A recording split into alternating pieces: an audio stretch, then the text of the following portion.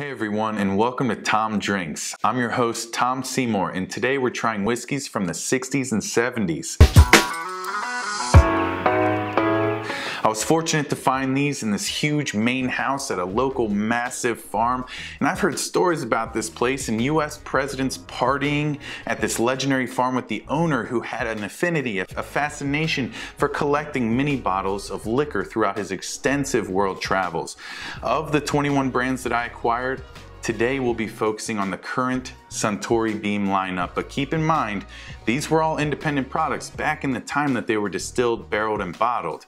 But I've grouped them together for this video because now they're in that same Suntory Beam family. First up, we have Old Grandad Bourbon. It was acquired by Fortune Brands in 1987. Of course, Fortune later changes their name to Beam Inc. as a testament to their best-selling brand, the best-selling brand of bourbon in the world. The bottle has a picture of Old Grandad himself on the front. That's Meredith Basil Hayden Sr.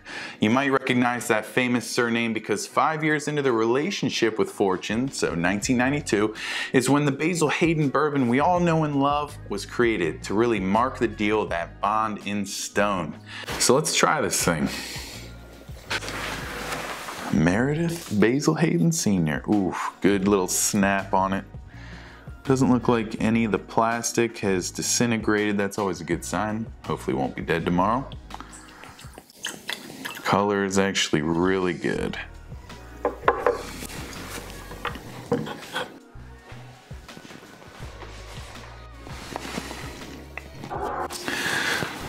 Unbelievable. Vanilla, spice, smooth, has a little bit of the Kentucky hug. That's what they call the heat that rolls down the inside of your chest. I'm actually really happy to feel that because I've read a lot about decreasing alcohol content in older bottles. And less alcohol means potential for bacteria. That's clearly not happening here, and I'm very happy about it. It's what James Bond called for in his Old Fashioned and Live and Let Die. Still great. On to Maker's Mark.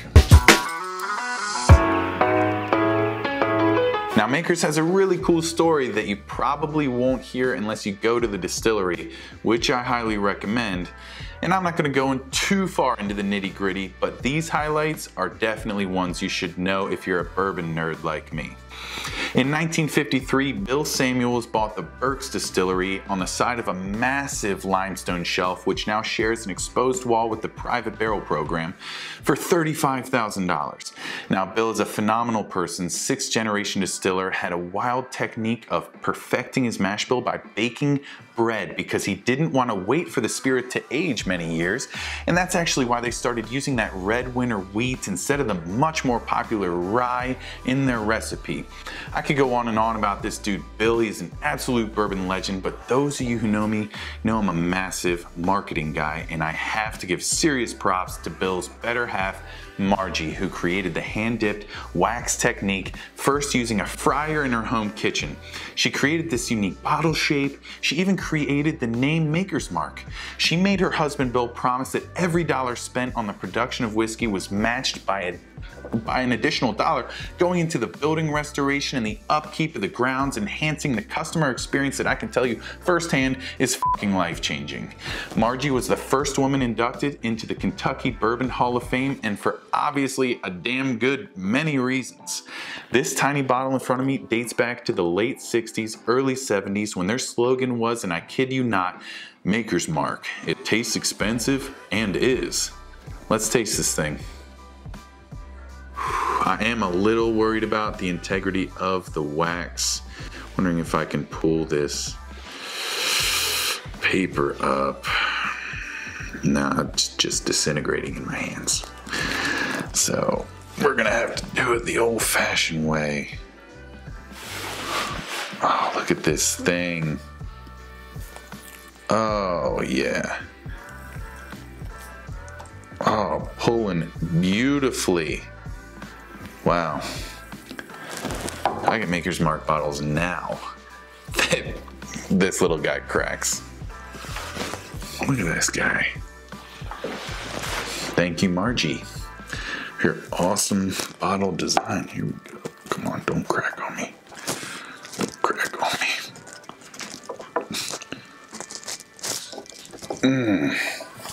Also don't want any wax falling into the bottle. All right, here we go. Pouring great. Look at that color. Oh my gosh, a little bit darker, even a little more red than how it pours now. I'm so excited.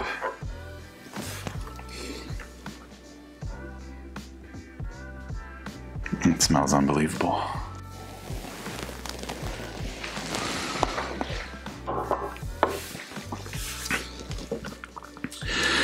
Man, this thing packs a punch. I heard that liquor was a lot more flavorful back then, and damn if that ain't the truth. Makers prizes itself on being the easiest drinking bourbon, and they definitely still lived up to that standard in the good old days. Fast forward to 2005, Makers sold to the Illinois-based, guess who? Fortune Brands, which 6 years later becomes Beam Inc. 3 years after that, then goes to Japan and becomes Suntory Beam.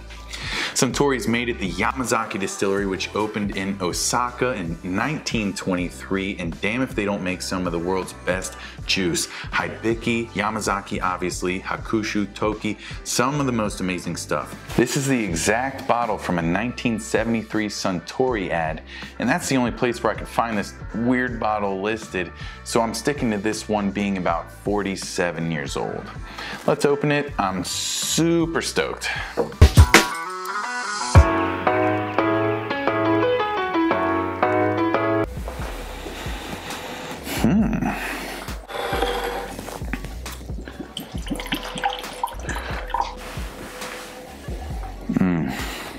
Opening up beautifully.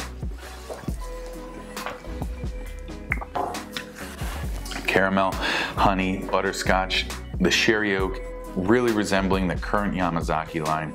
Drinks like a nice Highland single malt. It's very focused flavors, really punchy oak. This bottle and all the ones I'm trying today, I'm sure you've noticed, have no listed ABV. They only go by proof. It's a system that changed in the mid 80s. I kind of like it this way. Proof is kind of cool.